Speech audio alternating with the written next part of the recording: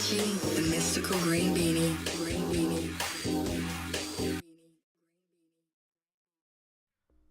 Hey, what's going on, dudes and dudettes? I am the mystical green beanie, and today I wanted to talk about Deadpool. Wade Wilson is, of course, a character that I love a lot, but never really talked about on the channel, mostly because I just don't know how to approach talking about him. But fuck it. I'm gonna break that mold today by talking about Deadpool Kills the Marvel Universe, which was written by Cullen Bunn and drawn by Dalibor Talajic. Because this book is amazing. It's one of the greatest comics ever written, and I don't think I'm being hyperbolic when I say that. This is not only the book I recommend to people who are trying to get into Deadpool, but it's one of the books I always list when I'm recommending must-read graphic novels, because I feel like it truly is that good. So, without further ado, let's get into it. So, the comic opens with the Fantastic Four under attack, and Mr. Fantastic and the Thing are dead. The Invisible Woman is mourning the death of her husband and her best friend, their children are trapped in the negative zone for protection from their attacker, and then Deadpool shows up and murders the Invisible Woman and the Human Torch. And from there, we're treated to a flashback that confirms that this comic takes place in an alternate reality by having Professor X not confined to a wheelchair, escorting Deadpool into a mental hospital alongside the other X-Men.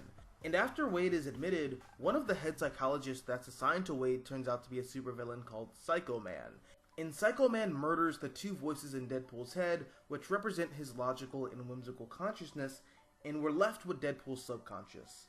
A vicious, nihilistic, murderous voice in the back of his head that leads him to killing the entirety of the Marvel Universe, and that's the story.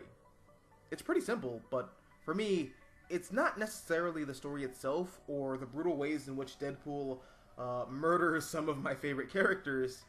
It's Cullen Bunn's take on Deadpool and the tropes of fiction and the editorial process and the marketing of comics and these characters, and his idea of how a character like Deadpool would react to knowing that he was a fictional character if he was stripped of the editorial barriers that kept him in the comic book world.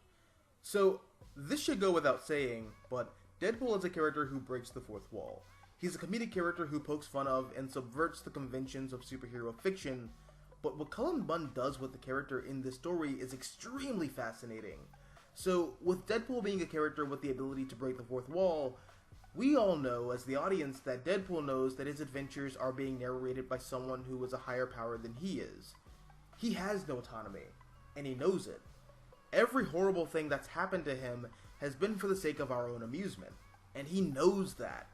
And what Cullen Bunn does with that introduction of Deadpool's subconscious is he's letting us know that Wade harbors a deep-seated resentment for the universe, its creators, who in this case are the editors and writers of Marvel Comics, and us, the readers. And I absolutely adore this comic for touching on that, because, say for example, you knew for a fact that every bad thing that's happened to you has been set up to happen, and it was totally unavoidable, just to make your life seem interesting enough to follow on a consistent basis. Because people were paying to watch you suffer, and your pain is the source of their entertainment. How would you react? I know I'd go full nihilist, and that's exactly what Deadpool does. He kills the other heroes and villains of the Marvel Universe because their lives don't really matter. Nothing really matters. Their existence, as well as the actions they take or don't take, are dictated by three factors: the writers and the artists who are driving their actions, the business people who are marketing the struggles of these characters to an audience, and the consumers who dictate what these characters should and shouldn't do through sales. And when Deadpool's logic and whimsy is taken from him, he devolves into this bitter nihilist who wants to spite the readers and the creators. He murders Spider-Man after he refuses to kill him because he knows that Marvel editorial won't allow Peter Parker to turn his back on his ideals because it would make him a more difficult character to mass market to a family-friendly audience.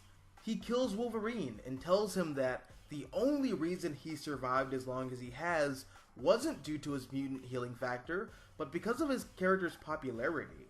And in the end, Deadpool even says, all the senseless deaths, the resurrections only to be killed again, the freak mutations, the cosmic rays, the chemical disasters, the unrequited loves, the secret wars, the secret invasions, and the hero's journey is about pain. They're puppets. The Marvel Universe is nothing but a giant puppet, And all Deadpool wants to do now is save the Marvel Universe from this horrible cycle of continuity. And he carries out that promise once he kills literally everyone in the Marvel Universe. And then we get to the ending of the book. And I know this book came out in 2012, so we are far past the point of spoiler warnings, but I'm gonna make a special exception here, because I feel like the ending of this book is so perfect, I don't want to give it away for the people who haven't read it yet, because I know when I first read this book, the ending blew me away, which I don't know why, because I've read Animal Man and Mark Waid's Fantastic Four, but I guess seeing it executed the way in which it's executed in this book was just something I wasn't expecting, even though that's clearly what the story is all about and can't really end any other way. Regardless, Deadpool Kills the Marvel Universe is a very special comic book. I honestly feel like it's a modern classic. I mean, there are things here and there that I don't like as a fan personally.